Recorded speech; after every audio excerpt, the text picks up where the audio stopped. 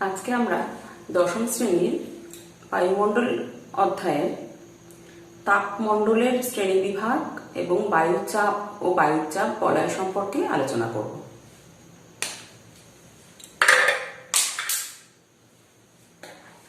প্রথমেই তাপমণ্ডল এবং তার শ্রেণীবিভাগ আলোচনা করছি।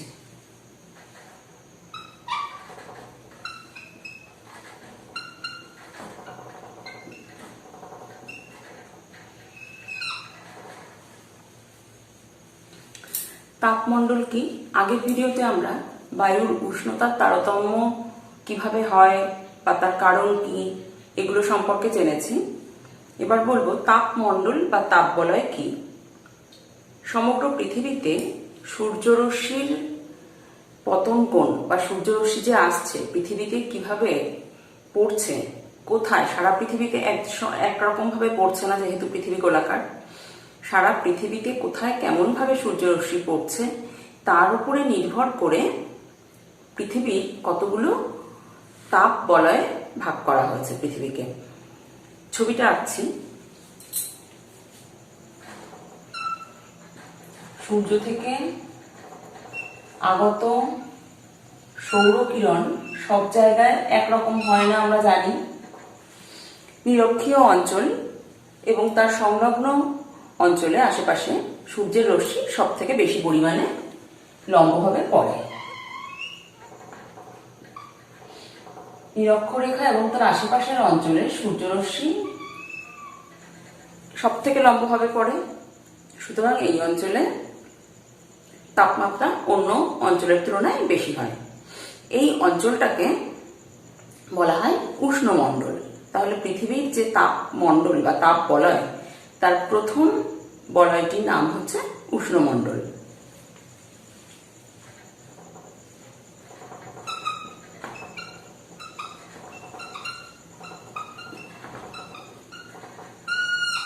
আচ্ছা, উষ্ণমণ্ডল কি? তাহলে নিরক্ষরেখা 0 ডিগ্রি এবং তার উভয় পাশে মোটামুটি 5 থেকে 10 ডিগ্রি অক্ষাংশের মধ্যে বিশেষ করে এবং সব থেকে বেশি উষ্ণ হয়। কিন্তু নিরক্ষরেখার উভয় দিকে কর্কট ক্রান্তি রেখা রয়েছে 23.5 ডিগ্রি উত্তরে এবং মকর ক্রান্তি রেখা রয়েছে 23.5 ডিগ্রি দক্ষিণে। এই অঞ্চলটাকেই ধরা হয় সব থেকে বেশি পরিমাণে উষ্ণ। আশেপাশের অঞ্চলটা অবশ্যই বেশি উষ্ণ। নিরক্ষরেখা 0 ডিগ্রি, তার আশেপাশে 5 থেকে 10 ডিগ্রি সব থেকে বেশি উষ্ণ। কিন্তু 23.5 ডিগ্রি উত্তর মানে কর্কট ক্রান্তি রেখা থেকে 23.5 ডিগ্রি দক্ষিণ অক্ষরেখা পর্যন্ত যে অঞ্চলটা, সেখানে সূর্যরশ্মি মোটামুটি লম্বভাবেই পড়ছে ধরা হয়। মানে এই অঞ্চলে সূর্যরশ্মির পতন কোণ প্রায় 90 ডিগ্রি ধরা হয়।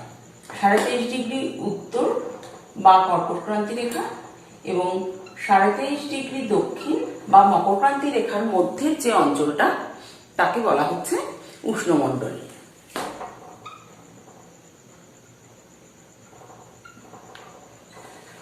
তাহলে পৃথিবীর নিরক্ষরেখার উভয় দিকে 23.5 ডিগ্রি উত্তর থেকে 23.5 ডিগ্রি দক্ষিণ অক্ষরেখার মধ্যে যে বলয়টি অবস্থান করছে তাকে বলা হচ্ছে উষ্ণমণ্ডল।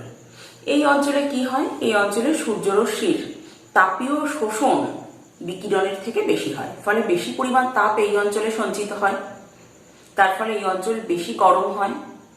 পতন কোণ তো রয়েছে, এই অঞ্চলে বিকিরণটা অপেক্ষাকৃত কম, তার থেকে আগত সৌররশ্মির শোষণটা বেশি। এই কারণে এই অঞ্চল বেশি উষ্ণ। এটা হচ্ছে উষ্ণমণ্ডল গেল। এবার রয়েছে নাতিশীতোষ্ণ মণ্ডল।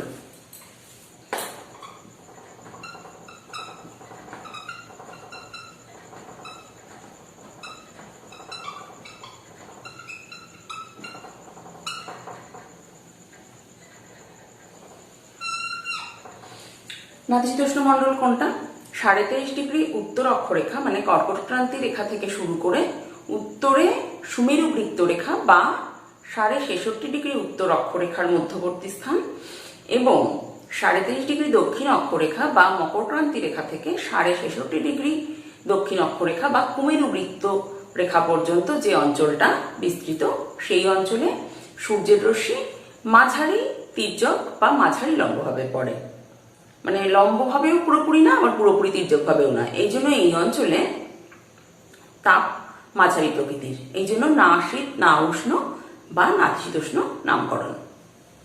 তার মানে উষ্ণমণ্ডল 23.5 উত্তর থেকে 23.5 দক্ষিণ গেল। এবার 23.5 উত্তর থেকে 66.5 নর্থ এবং 23.5 সাউথ থেকে 66.5 দক্ষিণ অক্ষরেখার মধ্যবর্তী স্থান, মানে কর্কটক্রান্তি রেখা থেকে সুমেরু বৃত্ত রেখা এবং মকরক্রান্তি রেখা থেকে কুমেরু বৃত্ত রেখার মধ্যবর্তী স্থান হচ্ছে নাতিশীতোষ্ণ মণ্ডল।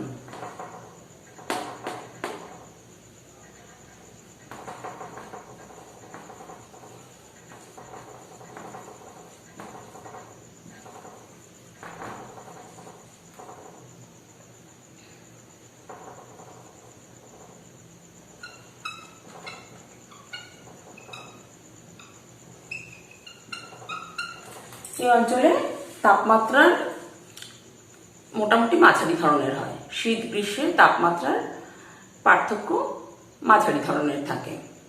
এই অঞ্চলটাকে আবার দুটো উপবিভাগে ভাগ করা যায়, মানে 23.5-এর কাছাকাছি যে অঞ্চলগুলো, 23.5-এর কাছাকাছি যে অঞ্চল, 23.5 থেকে মোটামুটি 45 অক্ষরেখা পর্যন্ত যে অঞ্চল, সেই অঞ্চলে উষ্ণতা অপেক্ষাকৃত বেশি, এই জন্য একে বলা হচ্ছে উষ্ণ নাতিশীতোষ্ণ মণ্ডল।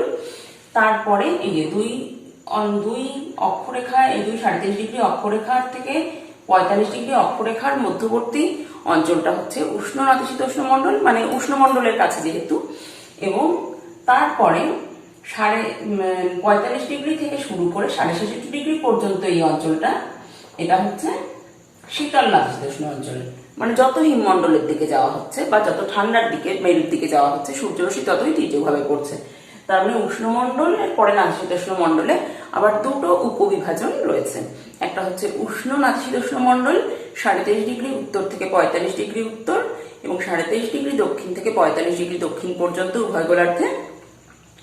তারপর হচ্ছে শীতল নাতিশীতোষ্ণ মণ্ডল 45 উত্তর থেকে 66.5 উত্তর অক্ষাংশ এবং 45 দক্ষিণ থেকে 66.5 দক্ষিণ অক্ষাংশ পর্যন্ত যে অঞ্চল, তাকে বলা হচ্ছে শীতল নাতিশীতোষ্ণ মণ্ডল। তাহলে উষ্ণ নাতিশীতোষ্ণ মণ্ডল এবং শীতল নাতিশীতোষ্ণ মণ্ডল আমরা দুটো বিভাজন পেলাম নাতিশীতোষ্ণ মণ্ডলের।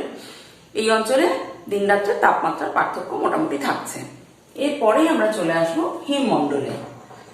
উভয় মেরু আমরা জানি 90 নর্থ এবং 90 সাউথ, মানে 66.5 উত্তর অক্ষরেখা থেকে মেরুবিন্দু পর্যন্ত বা 90 নর্থ পর্যন্ত এবং 66.5 দক্ষিণ অক্ষরেখা বা কুমেরু বৃত্ত রেখা থেকে 90 দক্ষিণ বিন্দু বা কুমেরু বিন্দু পর্যন্ত যে অঞ্চল, সূর্যের রশ্মি অত্যন্ত তীব্রভাবে পড়ে। সব থেকে বেশি যদি পতন কোণ হয়, সেটা 23.5 বেশি কিছুতেই হয় না পতন কোণ। সুতরাং এই অঞ্চলে তাপমাত্রা সারা বছরই অত্যন্ত কম, হিমাঙ্কের নিচে থাকে প্রায়। এই অঞ্চলে আগত সৌর বিকিরণটা অনেক বেশি হয় শোষণের তুলনায় এবং অ্যালবেডোর পরিমাণ প্রায় 70 থেকে 90% হয় হিমমণ্ডলে। তার মানে আমরা কতগুলো জিনিস পেলাম। এই অঞ্চলের আগত সৌর বিকিরণ বেশি শোষণের তুলনায়, ফলে শোষণ না হলে কি হবে, পৃথিবী ঠান্ডা হবে। এবং অ্যালবেডো 70 থেকে 90%, মানে কার্যকরী সৌর বিকিরণ খুবই কম, শুধুমাত্র অ্যালবেডো মানে ফিরে যাওয়ার পরিমাণটাই বেশি বিস্তীর্ণ বরফপৃষ্ঠ থেকে। এবং এই অঞ্চলে দিন ও রাত্রে তাপমাত্রা মানে পার্থক্য বলতে কিছুই থাকে না, পুরোটাই হিমাঙ্কের নিচে থাকে। এই অঞ্চলটাকে বলা হচ্ছে হিমমণ্ডল। তাহলে হিমমণ্ডল আমরা এই অঞ্চলটাকে বলতে পারি।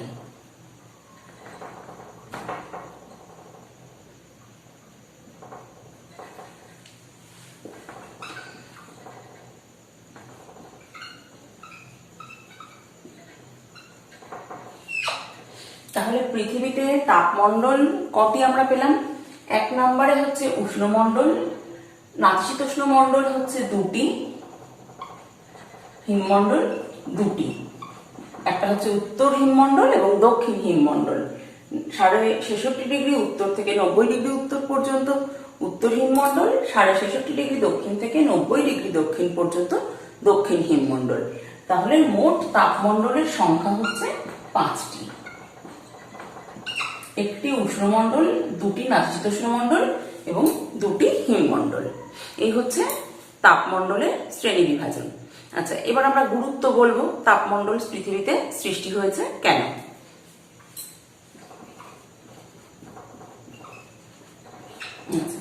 প্রথমেই আমরা বলতে পারি পৃথিবীর স্বাভাবিক উদ্ভিদ অঞ্চল সৃষ্টি হয়েছে। পৃথিবীর স্বাভাবিক উদ্ভিদ জলবায়ুর উপরে ভিত্তি করেই গড়ে ওঠে। যে অঞ্চলে তাপমাত্রা বেশি, মানে উষ্ণমণ্ডলে তাপমাত্রা বেশি, বৃষ্টিপাতও সেই তুলনায় বেশি, সেই অঞ্চলের গাছপালার ধরন নাতিশীতোষ্ণ মণ্ডলের গাছপালার ধরনের থেকে আলাদা হবে। আবার হিমমণ্ডলে একদমই আলাদা হবে, যেহেতু হিমাঙ্কের নিচে তাপমাত্রা, এখানকার স্বাভাবিক উদ্ভিদ নিশ্চয়ই উষ্ণমণ্ডলের মতো হবে না। তাহলে 1 নম্বর গুরুত্ব আমরা লিখতে পারি স্বাভাবিক উদ্ভিদ অঞ্চল নির্ভর করে তাপমণ্ডলের উপর ভিত্তি করে।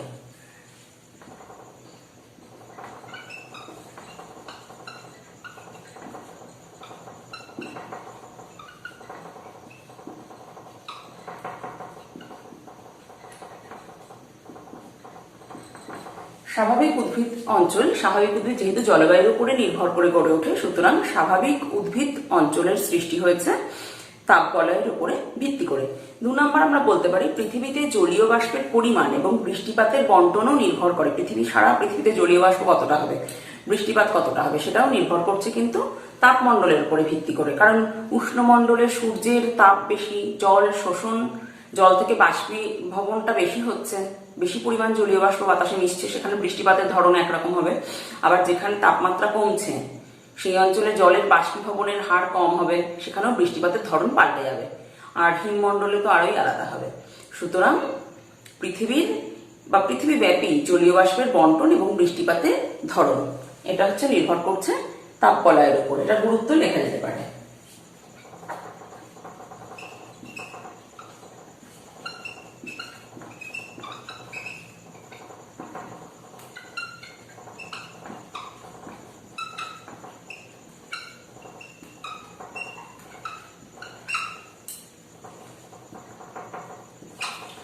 জলীয় বাষ্প বৃষ্টিপাতের বন্টন গেল 2 নম্বরে। 3 নম্বরে আমরা বলতে পারি পৃথিবীব্যাপী তাপের বন্টন এবং জলবায়ু পরিবর্তনও নির্ভর করছে এই তাপ বলয়ের উপরে ভিত্তি করে। জলবায়ু পরিবর্তন কিভাবে হতে পারে এবং পৃথিবীব্যাপী তাপ কিভাবে বন্টিত হতে পারে তাও নির্ভর করবে এই তাপ বলয়ের উপরে ভিত্তি করে।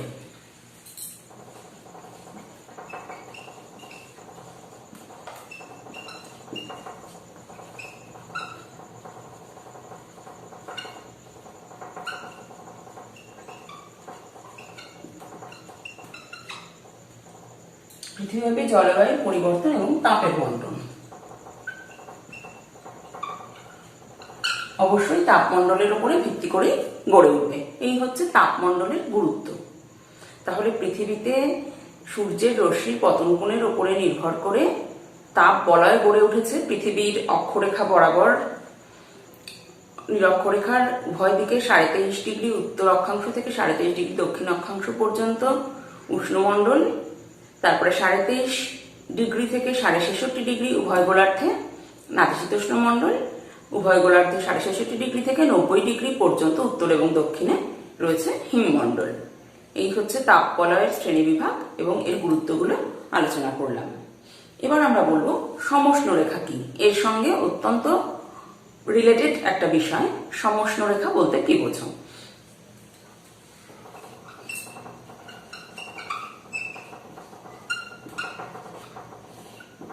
আচ্ছা, সমষ্ণরেখা কি?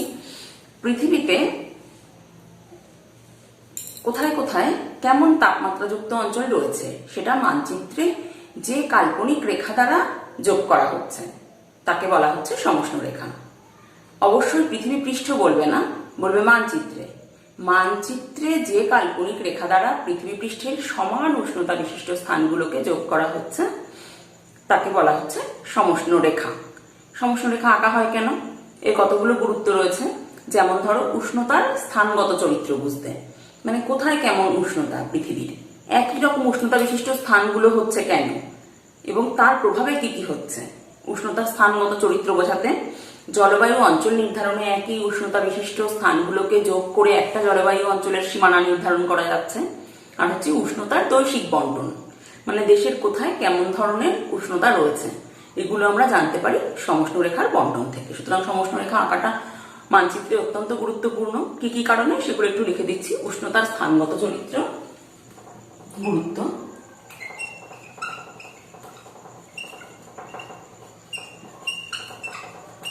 উষ্ণতার স্থানগত চরিত্র জানতে। 2 নাম্বার, জলবায়ু অঞ্চলের সীমানা নির্ধারণ করতে।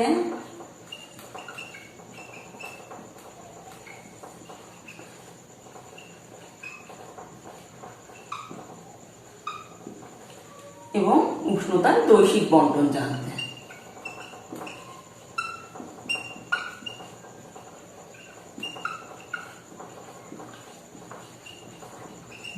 সমষ্ণ রেখা টানা হয়।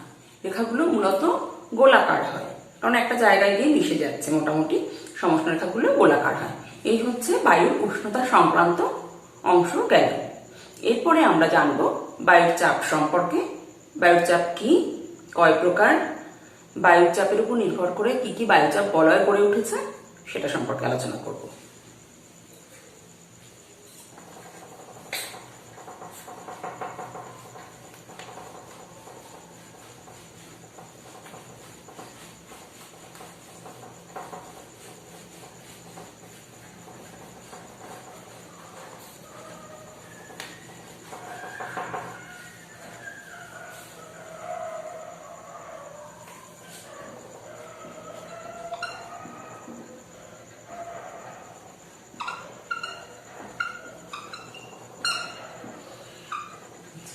বায়ুর চাপ কি? আমরা জানি যে কোনো পদার্থ মাত্রই তার ওজন আছে, এবং সেই ওজনটা কতটা সেটাই তার মানে সে কতটা পরিমাণ চাপ প্রয়োগ করছে তার ওজন দ্বারা, সেটাই হচ্ছে তার চাপ। সেইভাবে বায়ু একটি পদার্থ। আমরা জানি পদার্থের 3টে রূপ, কঠিন, তরল এবং গ্যাসীয়। গ্যাসীয় আকারে বায়ু পৃথিবীতে বিদ্যমান, এবং এই গ্যাসীয় পদার্থের একটা ওজন রয়েছে। সুতরাং বায়ু একটা গ্যাসীয় পদার্থ, এরও ওজন রয়েছে। পৃথিবী পৃষ্ঠে একটি নির্দিষ্ট এককে বা প্রতি বর্গমিটারে বায়ু কতটা পরিমাণ চাপ প্রয়োগ করছে সেটাই বায়ুর চাপ। তাহলে সংজ্ঞা আমরা পেলাম।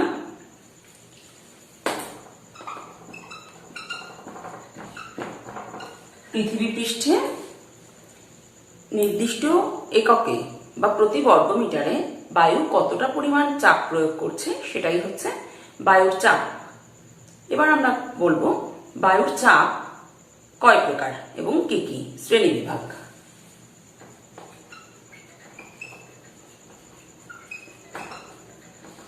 বায়ুর চাপ মূলত 2 প্রকার। একটা হচ্ছে উচ্চচাপ আর একটা হচ্ছে নিম্নচাপ। আচ্ছা, উচ্চচাপ কি? বায়ু যখন ঠান্ডা হয়ে যায়, তাপ বিকিরণ করে শীতল হয়, বা অন্য কোনো জায়গার শীতল বায়ু, যেমন উষ্ণমণ্ডলে শীতল বায়ু, এই হিমমণ্ডলে শীতল বায়ু এবং উষ্ণমণ্ডলে উষ্ণ বায়ু, এরকম যে অঞ্চলে শীতল বায়ু, সেই বায়ু হচ্ছে ভারী। শীতল বায়ু ভারী হয়, তাতে অণুর পরিমাণ একসাথে অনেকটা থাকে, সেই কারণে তার চাপটা বেশি। শীতল বায়ু ভারী বায়ু এবং এর চাপ বেশি। আর উষ্ণ হলে কি হয়, বায়ু অনেকটা জায়গায় ছড়িয়ে পড়ে, অনেকটা আয়তনে হয়ে যায়, তার মধ্যে অণুগুলো ছড়িয়ে ছিটিয়ে থাকে, ফলে উষ্ণ বায়ুর চাপটা কম হয়, হালকা হয় উষ্ণ বায়ু। এই কারণে উষ্ণ বায়ু হচ্ছে নিম্নচাপ প্রদান করে। তার মানে শীতল বায়ু অণুগুলো একসাথে থাকে জোটবদ্ধ অবস্থায় অল্প জায়গায়। শীতল বায়ু হচ্ছে ভারী বায়ু, বেশি পরিমাণ চাপ প্রয়োগ করে, ফলে তার ফলে উচ্চচাপ সৃষ্টি হয়। এবং উষ্ণ বায়ু অনেকটা জায়গায় ছড়িয়ে থাকে। যেমন আমরা জানি তাপ প্রয়োগ করলে পরে যে কোনো পদার্থের আয়তনে বাড়ে। যেমন দুধ উনুনে থাকলে যদি তাপ প্রয়োগ করা হয় উতলে পড়ে যায়, তেমনি যে কোনো বায়ু বা যে কোনো পদার্থেই তাপ প্রয়োগ করলে পদার্থটা আয়তনে বাড়ে এবং অণুগুলো ছড়িয়ে পড়ে। উষ্ণবায়ু এই কারণে অনেকটা জায়গায় প্রসারিত হয় এবং ঊর্ধ্বমুখী হয়, ফলে এটা হালকা হয়, ফলে নিম্নচাপ প্রদান করে। তাহলে শীতল বায়ু হচ্ছে উচ্চচাপ এবং উষ্ণবায়ু নিম্নচাপ প্রদান করে। এই হচ্ছে চাপের, বায়ুচাপের শ্রেণী বিভাগ করলাম। এবার বায়ুচাপের পরিমাণ বলবো, কিভাবে মাপা হয়। বায়ুচাপ মাপা হয় মিলিবার নামে একটি এককের সাহায্যে।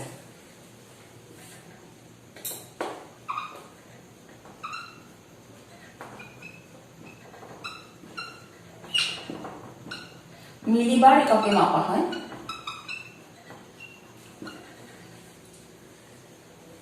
প্রমাণ বায়ুচাপ বলতে বোঝায় সমুদ্রপৃষ্ঠে বায়ুচাপকে, যেটা মোটামুটি 1013 মিলিবার বা 76 সেন্টিমিটার পারস্তম্ভের চাপের সমান। 1013 মিলিবার যা 76 সেন্টিমিটার পারস্তম্ভের যা চাপ তার সমান চাপ প্রয়োগ করে, এটা হচ্ছে প্রমাণ বায়ুচাপ।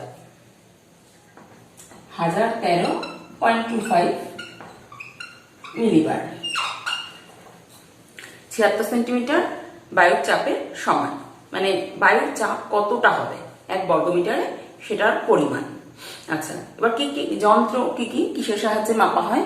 অনেক রকমের যন্ত্র রয়েছে, যেমন প্রধান হচ্ছে বায়ুচাপ মাপার যন্ত্র ব্যারোমিটার, টরিসেলি ব্যারোমিটার রয়েছে, ফর্টিন্স ব্যারোমিটার রয়েছে, অ্যানিরয়েড ব্যারোমিটার রয়েছে এবং ব্যারোগ্রাফ রয়েছে। মানে ব্যারোমিটারেরই এতগুলো শ্রেণী বিভাগ, তার মধ্যে সব থেকে গ্রহণযোগ্য হচ্ছে ফর্টিন্স ব্যারোমিটার, যেটা বহুল প্রচলিত। তাহলে অনেকগুলো আমরা কি পেলাম? টরিসেলির ব্যারোমিটার, অ্যানিরয়েড ব্যারোমিটার, ফর্টিন্স ব্যারোমিটার এবং ব্যারোগ্রাফ। তার মধ্যে সব থেকে উল্লেখযোগ্য হচ্ছে ফর্টিন্স ব্যারোমিটার।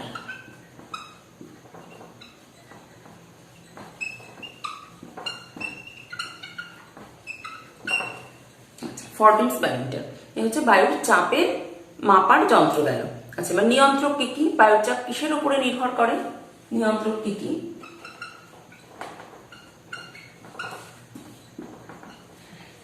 1 নম্বরে আমরা আলোচনা করব উচ্চতা নিয়ে।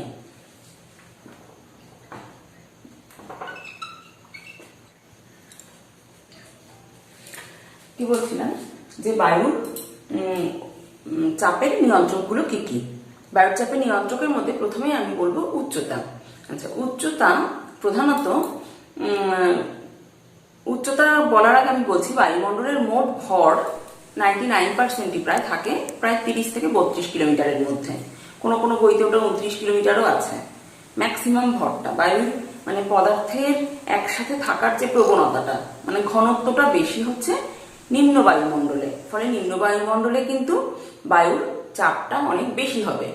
ঊর্ধ্ব বায়ুমণ্ডলে যত উপরের দিকে উঠে যাবে বায়ুর চাপ কিন্তু কম হবে, কারণ বায়ুর মধ্যে পদার্থ যেগুলো থাকে, গ্যাসীয় অণুগুলো, সেগুলো নিচের স্তরে বেশি থাকার কারণে নিচের স্তরের বায়ু হচ্ছে ভারী এবং ওপরের স্তরের বায়ু হচ্ছে হালকা হয়।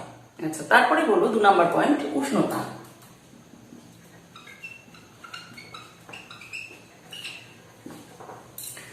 উষ্ণতা বৃদ্ধির সাথে সাথে বায়ু ছড়িয়ে যায়, বায়ুর অণুগুলো একটু আগে বললাম, ফলে নিম্নচাপ হয় এবং যখনই শীতল হয় তখন উচ্চচাপ হয়। এই কারণে মূলত গ্রীষ্মকালে ভারতবর্ষে কিন্তু নিম্নচাপ বিরাজ করে এবং ঝড়ঝঞ্ঝার প্রবণতা বেশি হয়, কিন্তু শীতকালটা অপেক্ষাকৃত উচ্চচাপ থাকার কারণে শান্ত থাকে এবং ঝড়ঝঞ্ঝা কম হয়। 3 নম্বর পয়েন্ট হচ্ছে জলীয় বাষ্প।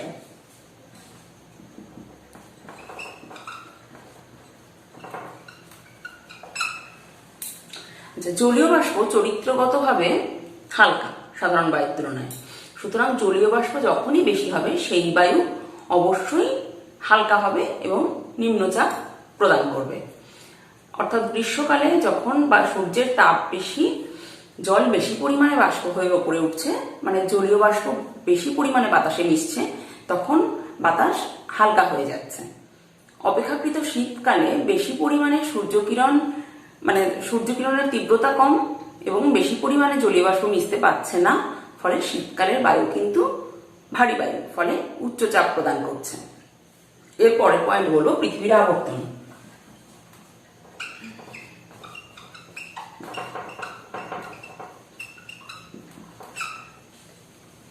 পৃথিবী আবর্তনের ফলে পৃথিবী থেকে বায়ু সবসময় বাইরে ছিটকে চলে যাওয়ার চেষ্টা করে। সুতরাং যে অঞ্চলে পৃথিবীর আবর্তন বেগ বেশি সেই অঞ্চলে অবশ্যই নিম্নচাপ থাকবে এবং আবর্তন বেগ যে অঞ্চলে কম সেখানে উচ্চচাপ বিরাজ করবে। যেমন নিরক্ষীয় অঞ্চলে পৃথিবীর আবর্তন বেগ বেশি থাকার কারণে বায়ু বাইরের দিকে ছিটকে চলে যাওয়ার চেষ্টা করে, ফলে এই অঞ্চলে পার্মানেন্ট নিম্নচাপ বলয়ের সৃষ্টি হয়েছে। অপেক্ষাকৃত উল্টো দিকে মেরু অঞ্চলের আশেপাশে পৃথিবীর যেহেতু আবর্তন বেগ একেবারেই নেই, মেরু অঞ্চলে তো শূন্য, সেই কারণে কিন্তু এই অঞ্চলে উচ্চচাপ সৃষ্টি হয়েছে। আচ্ছা, লাস্ট পয়েন্ট জলভাগ এবং স্থলভাগের বন্টন, কিভাবে বায়ুচাপকে নিয়ন্ত্রণ করছে।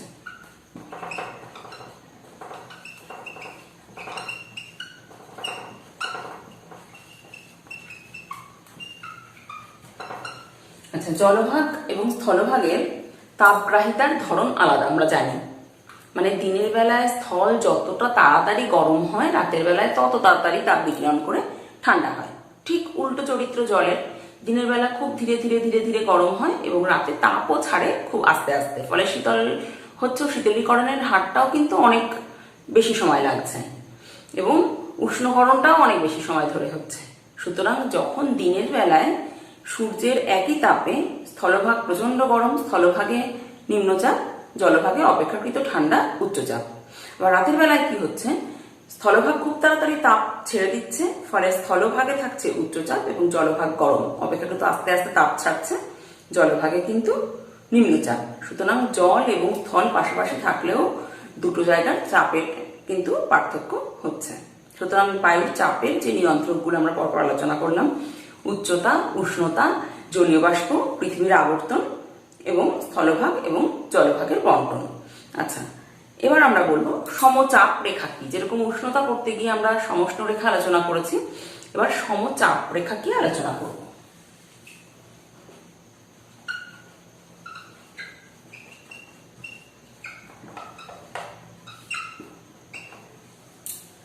পৃথিবীর সমান বায়ুচাপ বিশিষ্ট স্থানগুলোকে মানচিত্রে যে কাল্পনিক রেখা দ্বারা যোগ করা হয় তাকে বলা হয় সমচাপ রেখা। পৃথিবীর সমান চাপ কোথায় কোথায় তৈরি হচ্ছে, মানে উষ্ণতার উপরে নির্ভর করে চাপ বলয় গড়ে উঠছে, এই চাপগুলো কোথায় কেমন তার উপরে নির্ভর করে যে কাল্পনিক রেখা মানচিত্রে আঁকছি তাকেই বলা হচ্ছে সমচাপ রেখা। সমচাপ রেখাগুলি প্রধানত গোলাকার হয়, এর কতগুলো বৈশিষ্ট্য রয়েছে। যেমন চক্রাকার যে গোল এবং চক্রাকার যে সমচাপ রেখা তাকে বলা হচ্ছে কোষ বা সেল, এবং দীর্ঘাকৃতি যে নিম্নচাপ তাকে বলা হচ্ছে ট্রাফ। দীর্ঘাকৃতি নিম্নচাপ যে রেখা দ্বারা, সমচাপ রেখা দ্বারা যে গোলাকার আকৃতির সমচাপ রেখা তৈরি হচ্ছে তাকে বলা হচ্ছে ট্রাফ, এবং দীর্ঘাকৃতি উচ্চচাপ রেখা দ্বারা বেষ্টিত যে সমচাপ রেখা তাকে বলা হচ্ছে রিজ। তাহলে নিম্নচাপ রেখা দ্বারা যেটা তৈরি হচ্ছে তাকে বলা হচ্ছে ট্রাফ। ট্রাফ হচ্ছে নিম্নচাপে দীর্ঘাকৃতির এবং রিজ হচ্ছে দীর্ঘাকৃতির উচ্চচাপ রেখা দ্বারা তৈরি সমচাপ রেখাকে বলা হচ্ছে রিজ। এগুলো খুব ঘন ঘন অবস্থান করলে তার থেকে জলবায়ু কেমন হবে সেই পূর্বাভাস, আবহাওয়ার পূর্বাভাস পাওয়া যায়। আচ্ছা, এবার আমরা বলবো সমচাপ রেখার গুরুত্ব।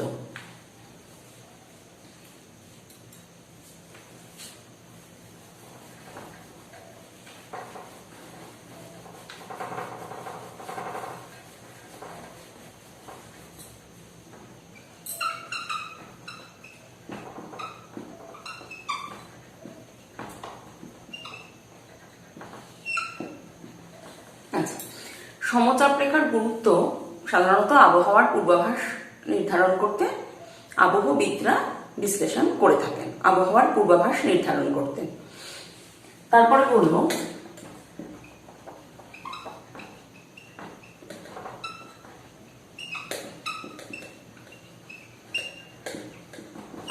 দু নম্বরে বলবো, যদি এই সমচাপ রেখাগুলি মানচিত্রে খুব দূরে দূরে অবস্থান করে তাহলে তা শান্ত আবহাওয়াকে নির্দেশ করে, এবং কাছে কাছে থাকলে তা দুর্যোগপূর্ণ আবহাওয়াকে নির্দেশ করে। তার মানে দূরে থাকলে সমচাপ রেখা শান্ত আবহাওয়া, এবং কাছে অবস্থান করলে দুর্যোগপূর্ণ আবহাওয়াকে নির্দেশ করে, দুর্যোগপূর্ণ আবহাওয়াকে নির্দেশ করে। এছাড়া আমরা বলতে পারি যদি খুব কাছাকাছি থাকে তাহলে প্রচন্ড ঝড় বৃষ্টির সম্ভাবনা লক্ষ্য করা যায়। 3 নম্বরে খুব কাছাকাছি থাকলে তার থেকে ঝড় বৃষ্টির সম্ভাবনা লক্ষ্য করা যায়। এই হচ্ছে সমচাপ রেখার গুরুত্ব, মানে কেন সমচাপ রেখা টানা হয়। আচ্ছা, এরপরে আমরা বলবো বায়ুচাপ ঢাল কি। বায়ুচাপ ঢাল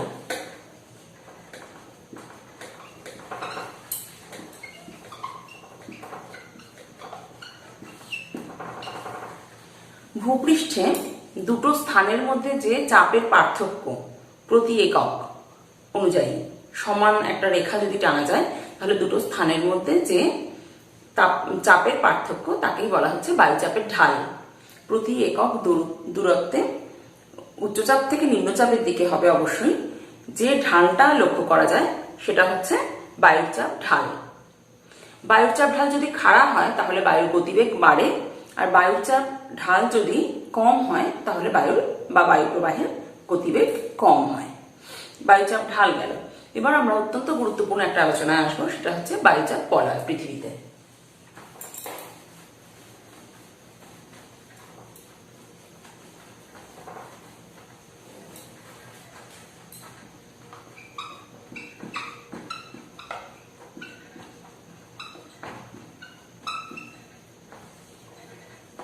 পৃথিবীতে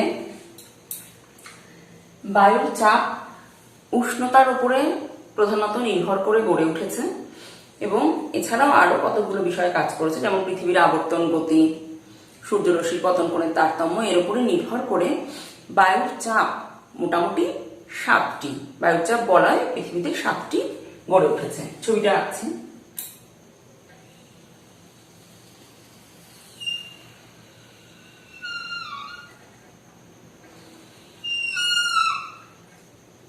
এই হচ্ছে নিরক্ষরেখা বা 0 ডিগ্রি। এই উভয়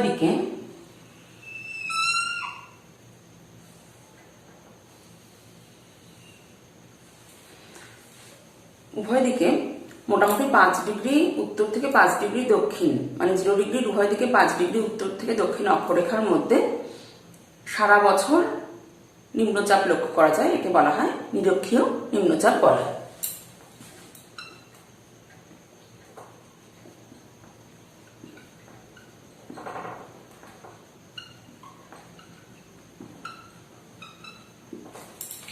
এক নম্বরে তাহলে আমরা পেলাম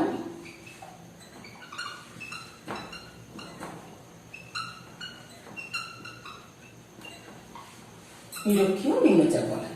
নিরক্ষরেখার উভয় দিকে 5 থেকে 10 ডিগ্রি অক্ষাংশের মধ্যে মূলত সারা বছর সূর্য লম্বভাবে কিরণ দেয় এবং এর ফলে এই অঞ্চলে সূর্যরশ্মির পতন কোণ অবশ্যই হচ্ছে বেশি হয় এবং তার ফলে কি হয়, সূর্যরশ্মির পতন কোণের কারণে এবং সারা বছর সূর্যের তাপে জলীয় বাষ্প বাতাসে মিশছে, জল বাষ্প হয়ে বাতাসে মিশছে, ফলে এই অঞ্চলে কিন্তু সারা বছরই বাতাসে জলীয় বাষ্পের পরিমাণ বেশি এবং বাতাস হালকা, ফলে এই অঞ্চলে সারা বছরই উচ্চচাপ লক্ষ্য করা যাচ্ছে। তার মানে নিরক্ষরেখার উভয় দিকে 5 থেকে 10 ডিগ্রি অক্ষাংশের মধ্যে সূর্যরশ্মির লম্বভাবে পড়ার কারণে এবং যেহেতু আবর্তন বেশি এই অঞ্চলে, ফলে বায়ু বাইরের দিকে ছিটকে বেরিয়ে যাওয়ার চেষ্টা করছে। মূলত এই দুটো কারণ এবং জলীয় বাষ্পের উপস্থিতি বেশি হওয়ার কারণে এই অঞ্চলে নিরক্ষীয় নিম্নচাপ বলয় গড়ে উঠেছে। আচ্ছা, এরপরে 2 নম্বরে আমরা পড়ব ক্রান্তীয় উচ্চচাপ বলয়। কর্কট ক্রান্তি রেখা তার উভয় দিকে মানে 23.5 ডিগ্রি উত্তর অক্ষরেখা এবং নিচে 23.5 ডিগ্রি দক্ষিণ অক্ষরেখা, তার মানে হচ্ছে মকর ক্রান্তি রেখা, এর উভয় দিকের একটা অঞ্চলে মোটামুটি 25 থেকে 35 ডিগ্রি অক্ষাংশের আশেপাশে, 25 থেকে 35-এর মধ্যে উভয় গোলার্ধে নর্থ এবং সাউথ দুটো উচ্চচাপ বলয় গড়ে উঠেছে।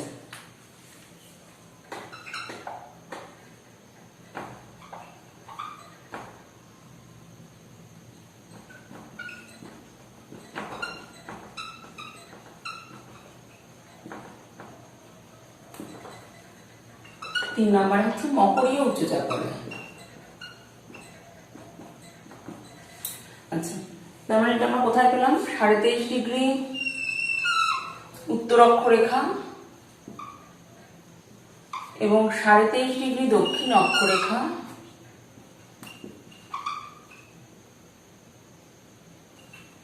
এর আশেপাশের অঞ্চলে।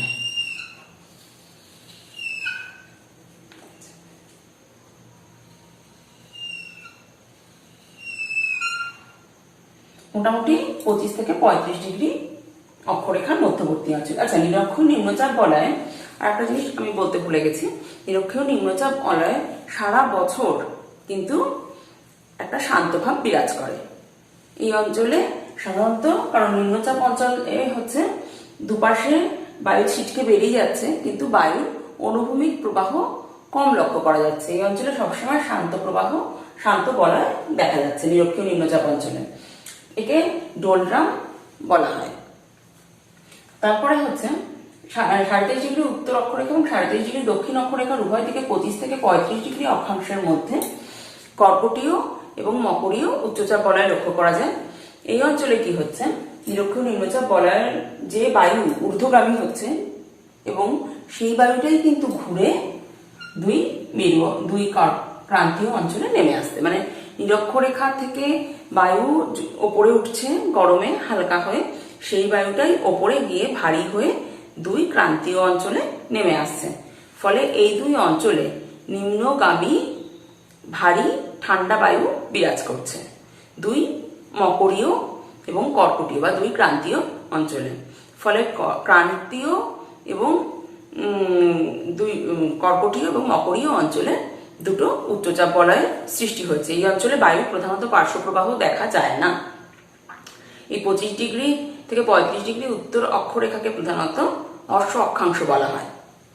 কারণ কি, এই অঞ্চলে কথিত আছে যে নাবিকরা প্রাচীনকালে যখন জাহাজে করে বাণিজ্য করতে যেত, তখন ফেরার সময় তারা এই অঞ্চলে এসে বায়ুর অনুভূমিক প্রবাহ না থাকার কারণে জাহাজগুলো আর চলতে পারতো না। ফলে কি হতো, জাহাজগুলো না চলতে পারার কারণে তারা বহুদিন লেগে যেত ওই জায়গাটা পার হতে। ফলে সেই অঞ্চলে যখন ঘোড়া ভর্তি জাহাজ নিয়ে তারা বাণিজ্যে গেছিল, ফেরার সময় ওই খাদ্য এবং পানীয় জলের সংকটে তাদের খেতে দিতে পারতো না। ফলে ঘোড়াগুলোকে সমুদ্রে নিক্ষেপ করে, এটা গল্পে বলা আছে। এবং এই থেকেই এই অঞ্চলের নাম হয়েছে অশ্ব অক্ষাংশ। ২৫ থেকে ৩৫ ডিগ্রি উত্তর এবং দক্ষিণ অক্ষাংশের মধ্যে, মানে ২৫ ডিগ্রি উত্তর থেকে ৩৫ ডিগ্রি উত্তর এবং ২৫ ডিগ্রি দক্ষিণ থেকে ৩৫ ডিগ্রি দক্ষিণ অক্ষাংশের মধ্যে কর্কটীয় এবং মকরীয় উচ্চচাপ বলয় লক্ষ্য করা যায়। একে বলা হয় অশ্ব অক্ষাংশ। আচ্ছা, তারপরে হচ্ছে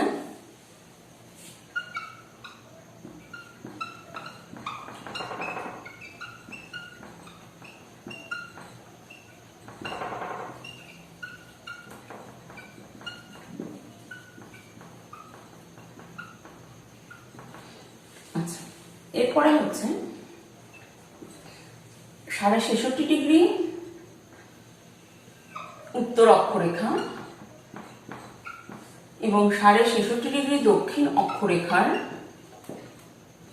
মানে সুমেরু বৃত্তীয় অঞ্চল এবং কুমেরু বৃত্তীয় অঞ্চল, তার আশেপাশে প্রধানত বায়ু নিম্নচাপ বলয় দেখা যায়। মোটামুটি ৬০ থেকে ৭০ ডিগ্রি অক্ষাংশের মধ্যে এই বলয় দেখা যায়। এই দুটো অঞ্চলে দুটো নিম্নচাপ বলয়ের সৃষ্টি হয়েছে।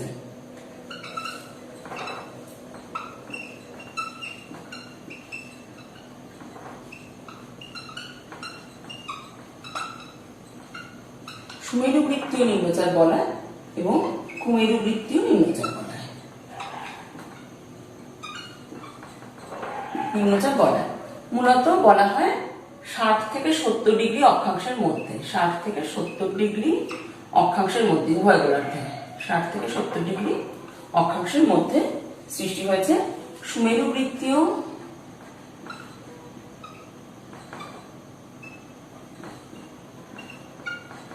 নিম্নচাপ এবং কুমেরু বৃত্তীয় নিম্নচাপ। দুই মেরু অঞ্চলের তুলনায়, দুই মেরু অঞ্চলে তো আবর্তন বেগ 0, দুই মেরু অঞ্চলের তুলনায় এই অঞ্চলে কিন্তু পৃথিবীর আবর্তন বেগ বেশি। এই অঞ্চলে নিম্নচাপ সৃষ্টি হওয়ার এটা একটা কারণ। এছাড়াও এই অঞ্চলে ওপর থেকে আসা মেরুবায়ু ঠান্ডা এবং এই দিক থেকে আসা পশ্চিমা বায়ু, উচ্চচাপ বলয় থেকে আসা পশ্চিমা বায়ু, দুটো ভিন্নমুখী বায়ু প্রবাহ এই অঞ্চলে মূলত সংঘর্ষের ফলে বায়ু কিছুটা বাইরে ছিটকে যায় এবং তার ফলে এই দুটো অঞ্চলে নিম্নচাপের সৃষ্টি হয়েছে। মানে দুটো ভিন্নমুখী বায়ু প্রবাহের মিলনস্থল হিসাবে, এবং এখান থেকে বায়ু কিছুটা বাইরে বেরিয়ে যায় এবং আবর্তন বেগটাও রয়েছে একটা কারণ। আবর্তন বেগের ফলেও এই অঞ্চলে অনেকটা বায়ু বাইরে ছিটকে যাচ্ছে। ফলে এই দুই অঞ্চলে কিন্তু নিম্নচাপ বলয় লক্ষ্য করা যায়। মানে নিরক্ষীয় নিম্নচাপের পরে দুপাশে দুটো উচ্চচাপ, তারপরে আবার দুপাশে দুটো নিম্নচাপ বলয় লক্ষ্য করা যায়। আচ্ছা, এরপরে সুমেরু এবং কুমেরু 90 ডিগ্রি নর্থ এবং 90 ডিগ্রি সাউথ, এই দুটো অঞ্চলে সূর্য রশ্মি সারা বছর ধরে কিন্তু তীর্যকভাবে পড়ছে। অত্যন্ত কম থাকছে এক্ষেত্রে পতন কোণ, এবং এই অঞ্চলে সারা বছর অ্যালবেডোর পরিমাণ বেশি, মানে তাপীয় শোষণটা খুবই কম, বিকিরণ বেশি। ফলে এই দুটো অঞ্চলে এবং সারা বছর ঠান্ডা, আর ঠান্ডা থাকার কারণে তার ভূপৃষ্ঠ সংলগ্ন বায়ুস্তরও ঠান্ডা। ফলে এই অঞ্চলে ভারী বাতাস সারা বছর ধরে লক্ষ্য করা যায়। এই অঞ্চলে দুটো পার্মানেন্ট উচ্চচাপ বলয় সৃষ্টি হয়েছে, একটা হচ্ছে সুমেরীয় উচ্চচাপ,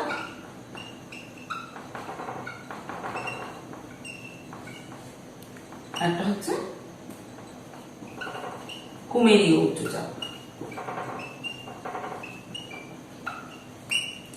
তাহলে 6 নম্বরে হচ্ছে সুমেরীয় উচ্চচাপ বলয়,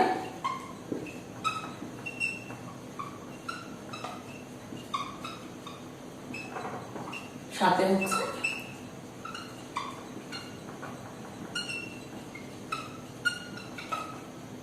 কুমেরীয় উচ্চচাপ বলয়।